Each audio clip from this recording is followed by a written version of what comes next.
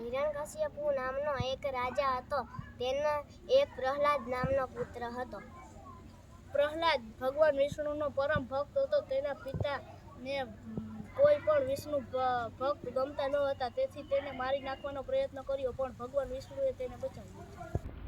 તેના પિતાએ પ્રહલાદને મારવા માટે સૈનિકો મોકલ્યા, પરંતુ ભગવાન વિષ્ણુએ તેને બચાવી લીધો. તેના પિતાએ પહાડની ટોચ પરથી તેને ફેંક્યો, પણ ભગવાન વિષ્ણુએ તેને બચાવી લીધો.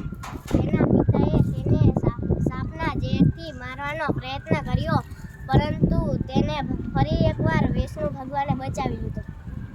એક દિવસ રાજાની બહેન હોલિકાએ પૂછ્યું, મને એક વરદાન મળેલું છે.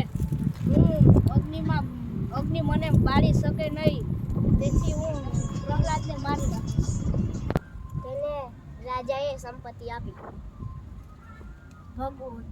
તેના ખોટા કામ માટે તેની શક્તિનો ઉપયોગ કર્યો, તેથી તેની શક્તિનો કોઈ અસર થયો નહીં.